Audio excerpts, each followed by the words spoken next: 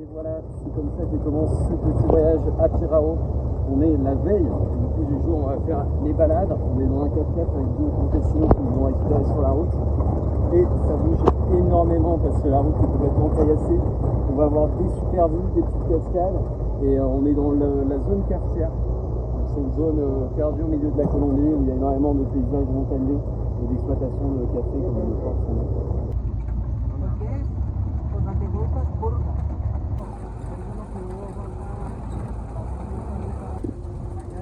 Bon, pour des raisons logistiques, ici on n'a pas exactement les images, mais ce qui fait vivre la région, c'est plutôt l'agriculture, notamment la banane plantain et l'avocat. Le seul souci que les gens ont en ce moment, c'est que ça fait à peu près 3 mois que ça n'a pas vraiment plu sur la région et la terre est très sèche.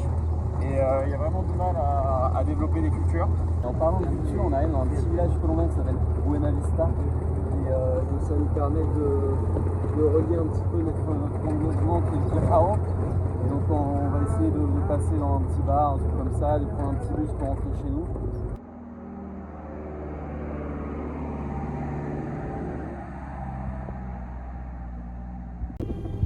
Bon voilà, on est dans le bus, direction Rio Verde, une petite ville pour faire un petit stop. Et là on passe dans Buena Vista, c'est un très mignon village.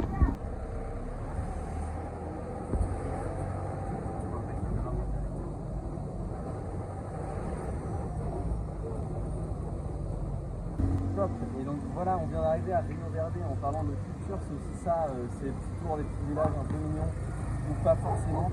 Et en fait là, ce qui est assez intéressant, c'est que c'est un village étape. Donc c'est-à-dire que les gens vont repasser, c'est vraiment des points de passage. On est dans le Quindío, donc c'est un petit département juste à côté de Salento où on était précédemment. Mais là, la différence, c'est que les gens sont pas tous les mêmes. Ici, c'est des gens qui travaillent dans les champs véritablement. On a une production de bananes, on a dit, de café, d'avocat. Des mulots, donc il y a un petit fruit qui se mange. Mais à Salento, la différence c'est que tout le monde vit pour le tourisme. Et donc c'est complètement différent. Et donc là, les gens sont beaucoup plus sympas, friendly. Ok, deuxième bus direction Pirao.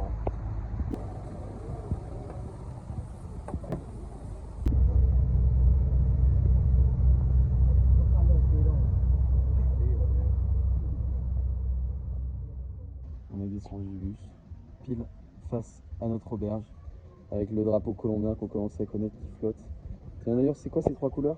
Le jaune représente l'or, le bleu, la mer, et le rouge, le sang, qui a été livré pour l'indépendance de la Colombie.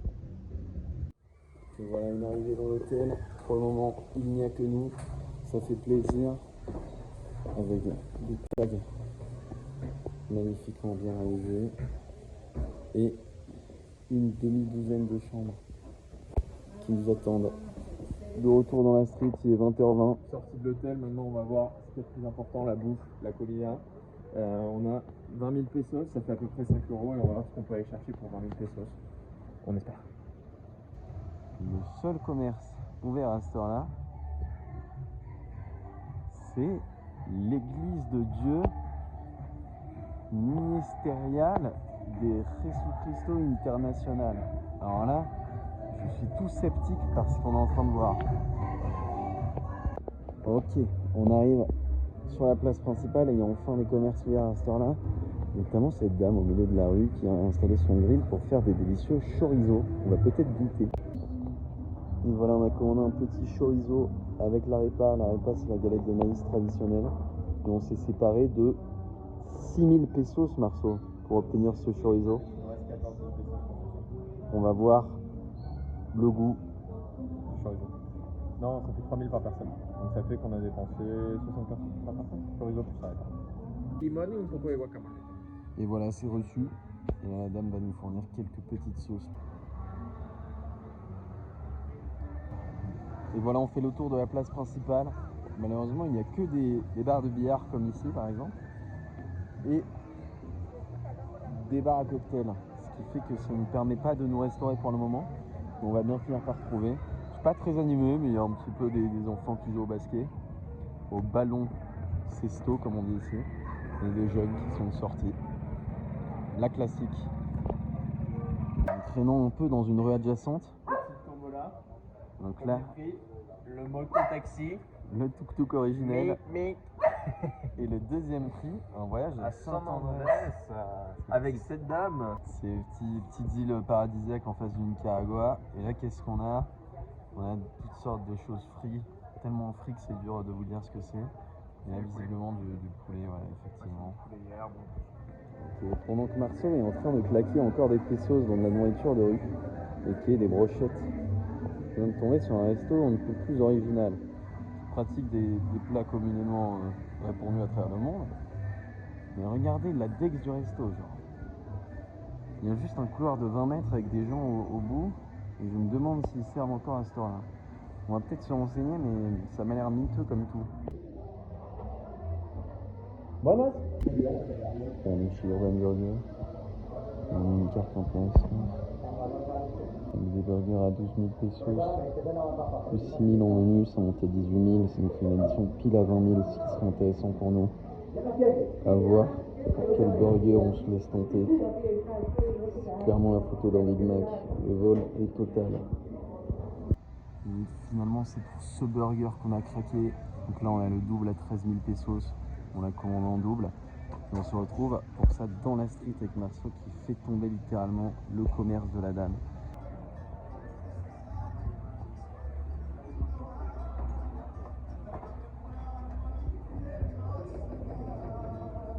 Là, on n'est pas non plus complètement loin. C'est un resto de rue, mais qui mettent des tables, des chaises et des petites enquêtes thématiques. C'est qu'on pourrait presque croire à un date du haut de notre trottoir. Et voilà, le monstre est arrivé. Donc on a le doblé, il y a 3 œufs, il y a 2 steaks, il y a du fromage. Bon après, comment c'est pas très bon pour généralement mettre des produits originaux dedans. Mais sur un burger classique, on en attendait pas moins. Et bah les petites serviettes qui tombent et la petite sauce rosada pour lâcher le premier croc. 3, 2, 1. C'est un tout petit croc, c'est ridicule. Bon, verdict à mi-parcours, il est plutôt honnête. On va mettre un bon 6,5, 7 sur 10 pour un burger de la street, c'est pas si mal. Ils ont mis du jambon dedans, plus bacon, plus de steak, donc on est loin d'être sur une option végé. En même temps, c'est rare que dans les restos, surtout comme ça, ils proposent des trucs végé. On va voir comment on peut avancer tranquillement notre chemin là-dessus et on vous tient au courant. Bon voilà, on sort, on reprend un peu nos esprits, ça nous a mis un sacré coup. Face à nous, l'église principale. Et les petits peu qui ont réussi à installer des petites cages dans la rue pour faire un 3 contre 3. C'est vraiment le pays du foot, hein. Ça ne rigole pas. Tour sur la place, parc Simon Bolivar. Bon, maintenant vous commencez à connaître un petit peu l'histoire. Avec la célèbre statue qu'on peut voir en milieu de plan. Et on va peut-être prendre un petit verre, mais voilà. Fin de journée tranquillou, on a bien marché, on est bien fatigué parce qu'on sort d'un bus de nuit hier soir qui nous a mis KO. Donc là, à part vous souhaiter une excellente nuit et vous dire à demain, on peut pas faire grand chose de plus. Et voilà ce qui nous a servi de petite chambre pour la nuit.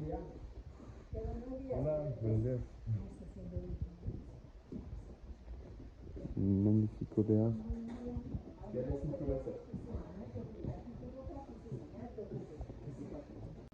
Ici les douches que j'ai eu la chance d'inaugurer hier et de casser. Et donc là, le réparateur qui vient nous sauver la mise dans ce magnifique décor.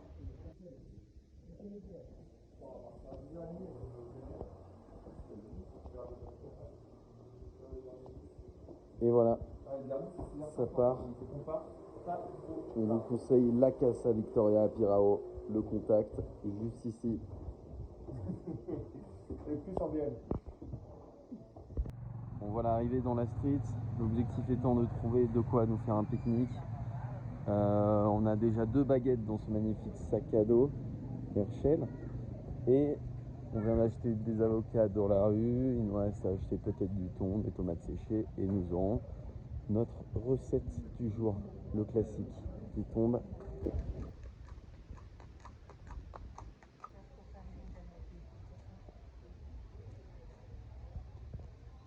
On va acheter un petit café, petite dégustation ici, là on a tous les produits de la boutique. Et ici, les petits trous pour sentir l'odeur du café. J'imagine que c'est compliqué pour vous à distance de l'avoir, mais je vous assure que ça vaut le coup. C'est du coup des petites productions personnelles, c'est exceptionnel.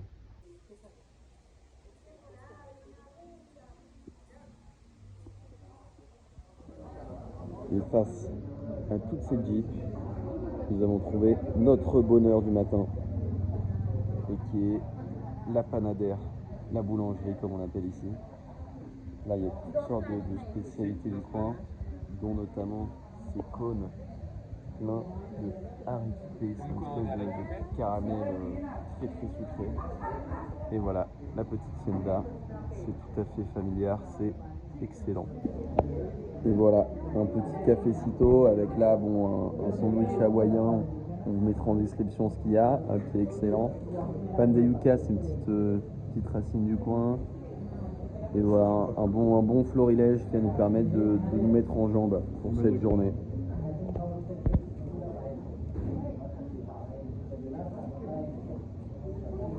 Ouh, et l'épicerie, on va pouvoir acheter le thon.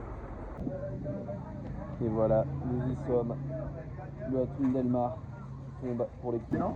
Il y a tout. En fait, je comprends pas pourquoi ils ont pas inventé le concept en France. C'est en gros, au lieu de te faire chier à acheter des paquets de chips différents, bah, tu mélanges tout. Donc là, il y a de la tocineta, de la margarita, des Doritos et des cheese fries. On a aussi les chips au citron. Après, bon, les chips au poulet plus classiques, mais c'est infâme tout ce qu'ils possèdent dans ce genre de magasin.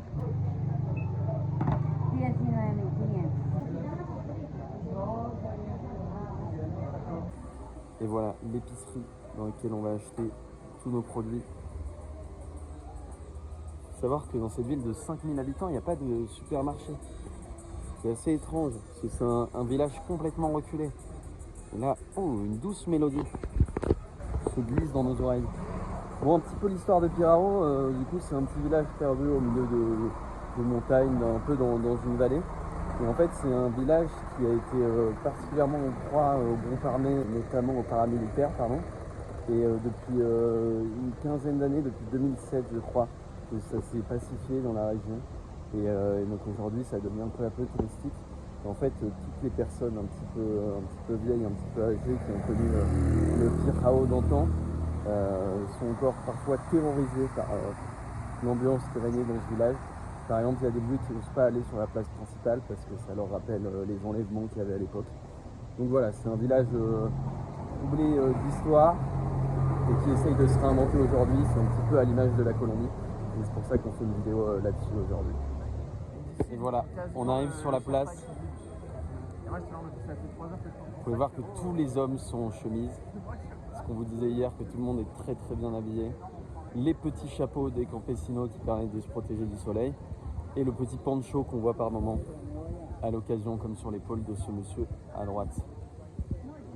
Très animée cette place principale. Il y a eu un gros tremblement de terre en 1999 qui fait qu'ils ont dû reconstruire notamment le clocher rouge qu'on peut voir à l'arrière-plan à droite.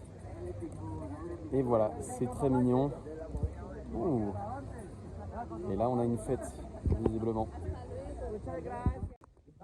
Et voilà l'église principale qui identifie le village de Pirao, entouré par les montagnes, ce que je vous disais, comme on peut voir de part et d'autre. Ouh, il faut savoir que Renault est le premier vendeur de voitures en Colombie, avec notamment ces Twingo emblématiques.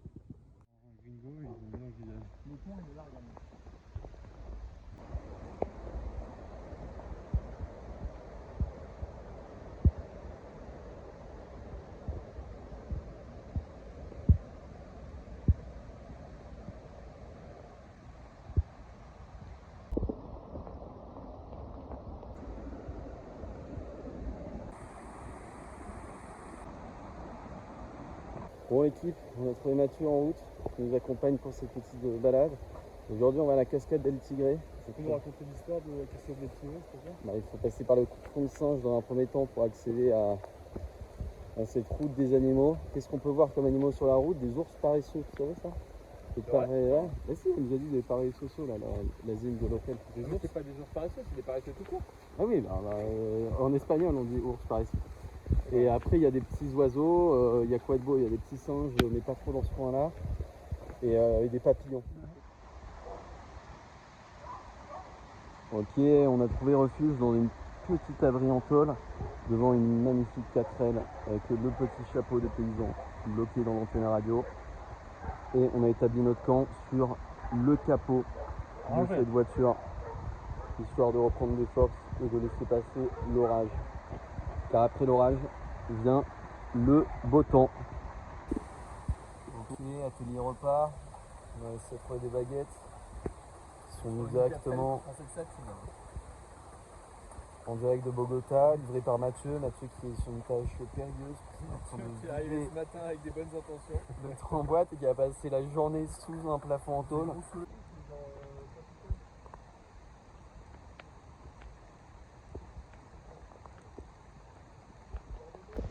Bonjour à tous, aujourd'hui je vous présente mon copain Michel Serpent. Michel Serpent, les viewers.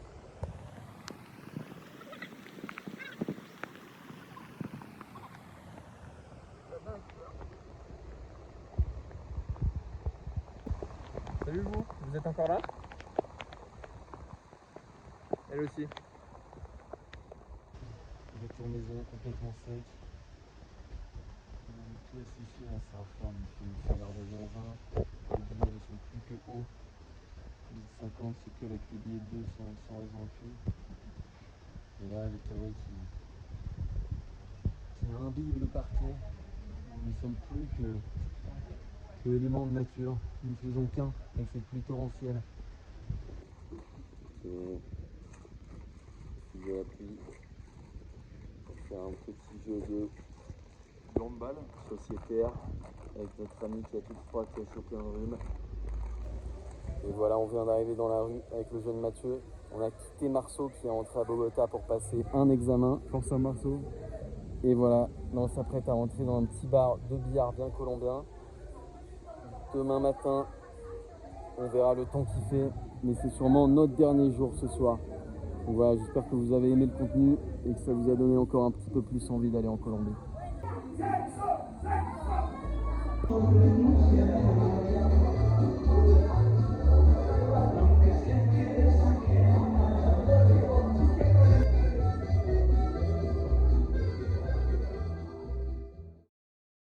Voilà, on vient de sortir dans la rue, encore une petite nuit fine. L'objectif, manger rapidement et faire peut-être une petite activité extra sportive derrière.